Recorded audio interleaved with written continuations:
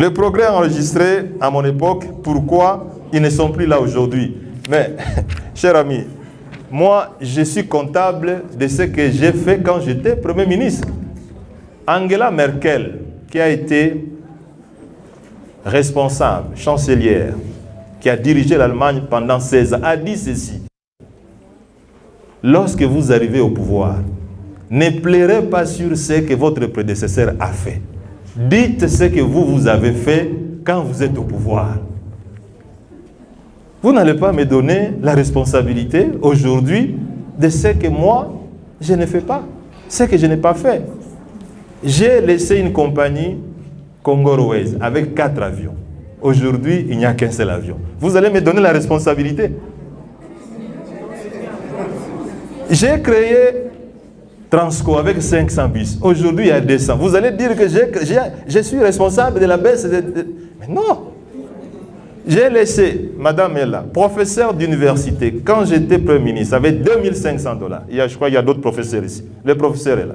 Aujourd'hui, ils sont à combien? À 1200. Vous allez dire que M. Matata est un sorcier. Le minimum que le gouvernement actuel devait faire, c'est de maintenir les salaires. On dit oui, c'est vrai. Ça, tout le quoi, waziri wa kwanza, waziri wa feza, tout le maintenir le taux d'échange, presque pendant 7 ans, le taux est à 900. 900 quelque chose. Anasema, kama leo, taux inakuwa kuma 2400, 2500, ni juu kuko crise économique mondiale, kulikuwa coronavirus, kulikuwa crise ya carburant na kuko agression rwandaise. Mina sema hiyo yote haiwezi kujustifie dépréciation monétaire.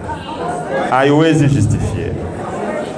Madame Jocelyne, rappelez-vous wakati nilipita waziri wa kwanza nommé Premier ministre avril 2012 et il y a eu M23 en mai 2012. Mais le taux d'échange est resté à 900. Donc, l'agression rwandaise ne peut pas justifier parce que quand j'étais Premier ministre, il y avait aussi l'agression rwandaise. Crise économique. Il y avait aussi, madame, une crise économique. Regardez, lisez votre histoire. Entre 2014 et 2015, il y avait une crise économique. Qu'est-ce que j'ai fait? J'ai réduit les trains de vie de toutes les institutions. Dieu a diminué ma dépense parce que ma recette est illichouk. Envie de préserver la stabilité du taux d'échange.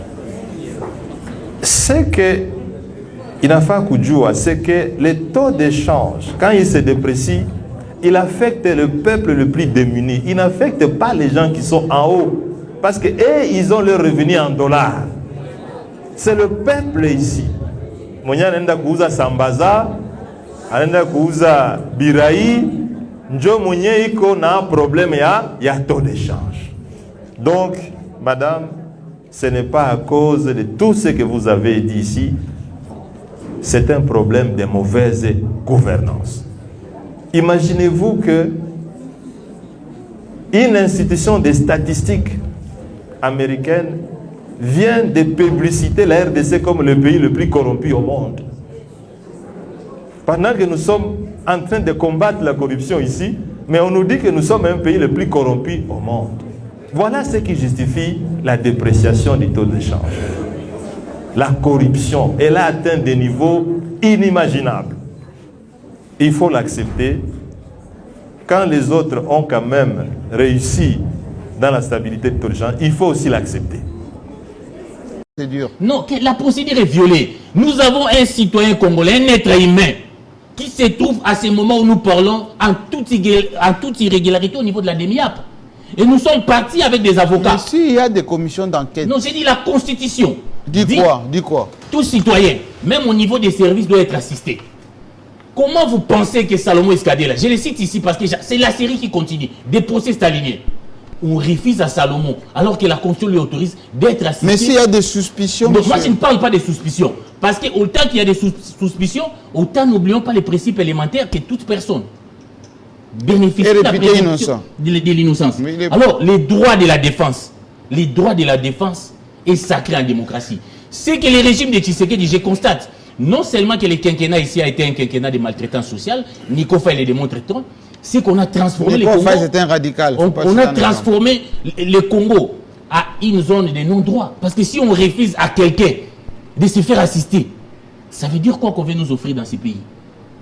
On arrête un être humain, on les refuse les droits d'être assistés. Et j'étais avec son frère Monidela, qui est dit il est parti à la DEMIAP. Il a fait 4 heures pour le servir. Est-ce que ce n'est pas de la victimisation? Ce n'est pas de la victimisation parce que cette affaire n'a pas commencé aujourd'hui.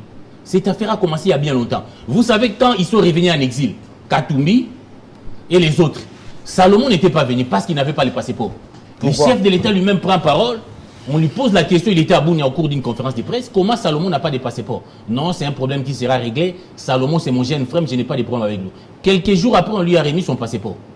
Et ce que les gens ne savent pas, à tous les jours, peut-être qu'ils ne le disaient pas, c'est que Peter vit, Salomon le vivait. Avant de voyager, il y avait toujours des problèmes au niveau de la DG.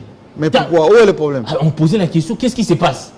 Et avant cette arrestation, je suis fier, parce qu'au-delà de nos divergences politiques, quand on est journaliste, on doit être dans les faits. Vous êtes fier de qui? Nous, les journalistes, moi en tant que journaliste, mon média avait annoncé que Salomon Kalonda serait arrêté. Et que nous avons des informations qu'on va l'arrêter.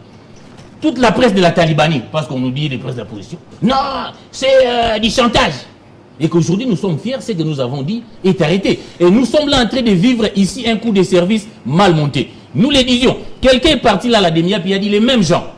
Quand lui il a été arrêté, j'ai noté ça mon idée là. Quand il a été arrêté, à l'époque où il était dans les combats contre Mobutu, les mêmes gens là, qui sont dans nos services, qui étaient avec Mobutu, qui étaient avec Kabila, qui appliquaient les mêmes méthodes sont là, en train de faire croire au président, puisqu'aujourd'hui les pouvoirs travaillent pour avoir un second mandat, et toutes les énergies sont dépassées pour ça, ils sont dépassées pour avoir ce deuxième mandat. C'est de dire que c'est avec des méthodes comme ça que nous allons opérer les braquages électoraux. Mais je n'appelle ici au président de la République qu'il est héritier d'un combat de 13 parlementaires. Les gens se sont battus pour la démocratie. Les gens se sont battus pour le respect des droits de l'homme. Et que dans son pays, qu'on puisse subir à certains citoyens pour des raisons politiques. Des faits comme ça, c'est grave. Port d'armes, à l'aéroport. Jean-Marie nous fréquente. Il y a des gens qui fréquentent Salomon ici, Escadé là. Comment quelqu'un Est-ce qu'il s'est tiré d'abord? Des signes inoffensifs comme ça pour avoir une arme. Ça ne marche pas. Il a un passeport belge. Nous disons là, vous ouvrez une boîte à Pandore. Parce que les passeports belges, tout le monde en a. Nous voyageons avec des hommes politiques. Pendant que, quand nous arrivons en France, vous les Congolais avec vos passeports et ils se mettent de l'autre côté. Et ils sont nombreux. Ils ont arrêté. Il suffit de faire un tour au palais. Terminez. Salomon priver quelqu'un de son droit de défense. Moi, en tant que président de l'INPS, en tant que journaliste, nous devons dénoncer cela. Parce que on vient de le faire. Notre rôle aussi, on vient de le faire. On doit le faire. C'est tout à fait inadmissible, dans une république. Dans un pays avec mais je pense que... Avec un fils de Tshisekedi. Oh, calmez-vous, monsieur. Étant fils de Tshisekedi, il est aussi personne à part entière. Donc, il peut avoir une autre posture, autre que... il ne devait pas utiliser le nom de Tshisekedi pour devenir... Non, mais c'est son nom. Masolo ya kwanga tikela bateke ya immobilier tikela Imo Congo hôpital ya PDG expert docteur en immobilier Leinza Umayala pokuna mapangu nyonso eza ya koteka sans exception esengeli boyebake pona ba problème na bino nyonso etali vente achat paix location équipe ya ba professionnel ya Imo Congo hôpital ba traitaka yango dada avec impact na idéologie botu na nganini ba service eza yele na Imo Congo hôpital lokola vente achat location paix likambo etali déménagement na bino bomi tungisa kutu te po ba bis permanent etandami wana kaka pona ko servir ba client na bango. Bonjour, les angai président ya Imo Congo hôpital. Ben hôpital pour la nini. Donc toute personne ozoluka ndaku ya kofutela to ya kosomba pa na biso baza ba maladie en immobilier. Alors nous sommes là pour na traiter cause ba solution. Muto ozoluka villa, concession, terrain vide, même en location ou bien achat. Donc moi et mon équipe nous sommes disponibles pour nous avoir solution. Faites-nous savoir tous vos besoins immobiliers et nous nous chargerons du reste. Imo Congo nyonso ya koteka sans exception. Mapango nyonso eza ya koteka sans exception.